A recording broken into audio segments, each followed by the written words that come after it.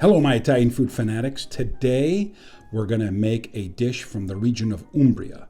Umbria is in the center of Italy, in the center of Italy. You can see it on the map. It's linguine with ginger, garlic, and chili.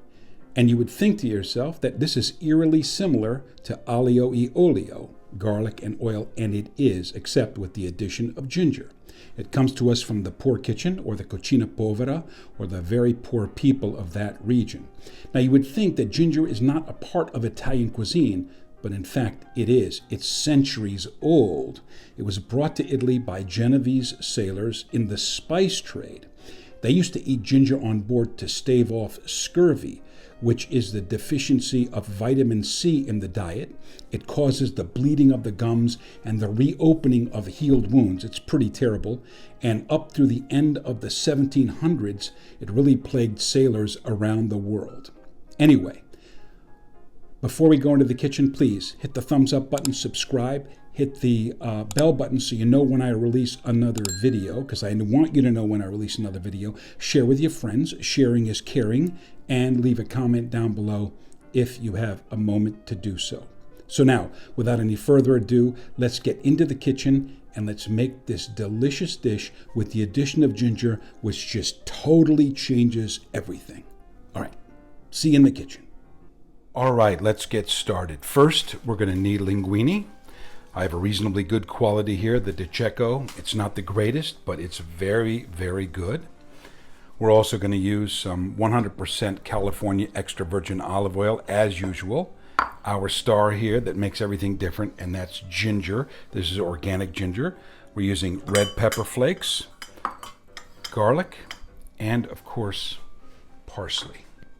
Okay, so a couple of things. Number one, we need to chop up the garlic so it's very, very fine. The same thing with the ginger. We're going to have to peel it and chop it very, very fine. We are going to also take the leaves off of the parsley, chop that very fine, and then we're going to chop up the stems too, but only the very tender parts of the stems, not the more austere and tough areas. So let me do that and we'll come back. In the meantime, we'll have to put on a pot of water because by the time all of this is done, the water will be at a boil and we'll be able to start our dish. So it happens very quickly. Okay, we get a sauce pot of water on the stove to boil. It's exactly 4 cups of water, and when that comes to a boil, we'll add exactly 2 teaspoons of regular table salt, as is traditional if you're following my channel. So while this is coming to the boil, we'll go and prep our ingredients. All right, while we were bringing our water up to a boil, I have made the ginger, chopped it up very fine, the parsley stems, 1 clove of garlic, some parsley leaves, and now we're literally ready to go onto the stove. All right, as you can see, our water has come to a boil. We're going to add our salt, 2 teaspoons into 4 cups of water. We'll now add our linguine. We haven't even started on the sauce yet, and that's because the sauce is going to take about 5 minutes to make, and this linguine is going to take about 10 minutes to cook to al dente. So once these are in and moved around, then you start in on the sauce. All right, let's start our sauce. We have a saute pan here that we're going to have on very, very low heat. And I mean really, really low. All right? Because it's going to cook for about 5 minutes. Our olive oil goes in. Be a little bit generous with that. And then very simply put, we will add everything in here. Our garlic, our ginger, our parsley stalks all go in. And a little bit of hot pepper as well, depending on how much you want. And all we do is stir this around, and it will slowly come to temperature. And again, The garlic should not color at all right? This is the Umbrian style in the Cucina Povera, or the poor kitchen, and so we're going to do it the way they do it over there. In fact, I'm going to add a little bit more olive oil. That's enough. And literally, we just let it sit here on an extremely low flame for the next 5 minutes or so. All right, as you can see, our ginger and garlic and pepper, red pepper, and parsley stem mixture and sauce is slowly just sizzling away. That's exactly what you want. We have a couple of more minutes before our pasta is ready, so I'll come back then. All right, our pasta is al dente. It's actually a couple of minutes away from being done. We're going to add it into our sauce here.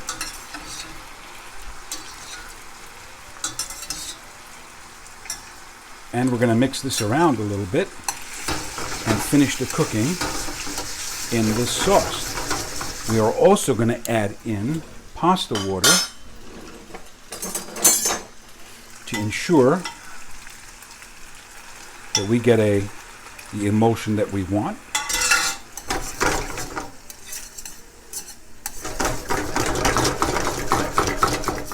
We're also going to add in our parsley, some of it, not all of it, and mix in very, very well. Let me move this out of the way. Perfect. So you can see that the pasta isn't done just yet. It's just barely done. In fact, let me take a taste here really quick. It needs another 30 seconds. And look at that. How sweet it is. You can see that we've created a temporary emulsion with the water and the oil. In fact, I can add in just a little bit more water in here and give it another toss.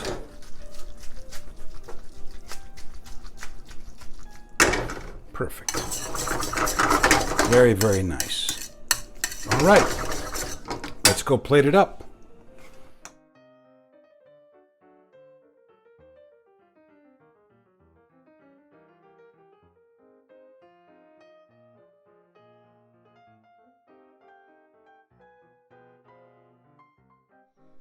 All right, my Italian food fanatics, you saw me dish it up, and now it's time to taste it. Linguine with ginger, garlic, and chili. It's specific, as I mentioned earlier, to the region of Umbria. And now let's see if this is going to be any good at all. Strictly the poor kitchen, Cucina Povera. In fact, if we could have added some breadcrumbs to this, and it would have been appropriate.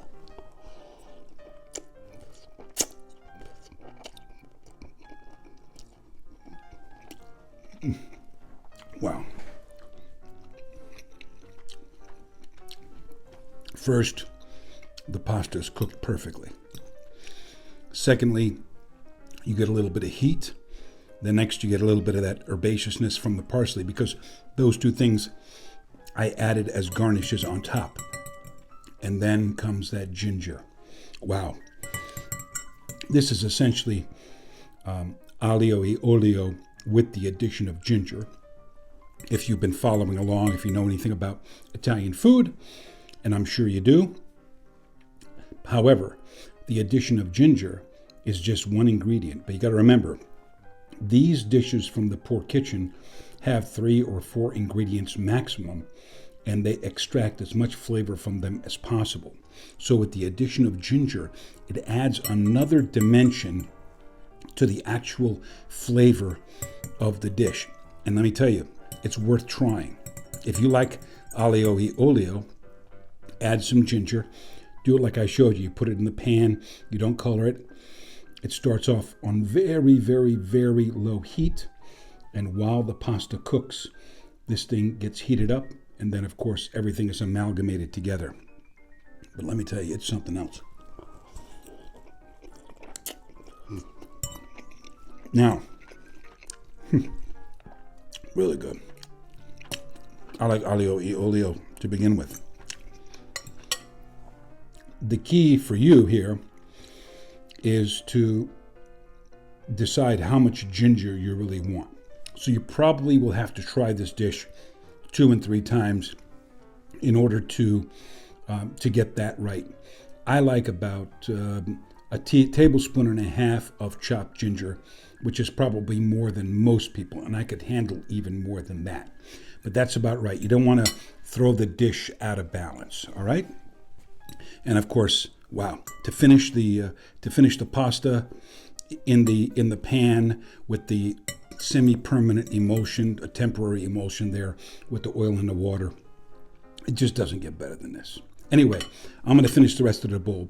But before I let you go, please thumbs up, subscribe, hit the bell button so you know when I release another video. Share with your friends. After all, sharing is caring. And leave a comment down below if you have a moment. If you've gotten to this far, I know you have a moment to just say something down there. Whatever it is, I respond to all comments. I want to thank you very much for following my channel. Wherever you are in the world, I hope you're having a great day. I wish you good health, happiness, and prosperity. Thank you very much. See you in the next video.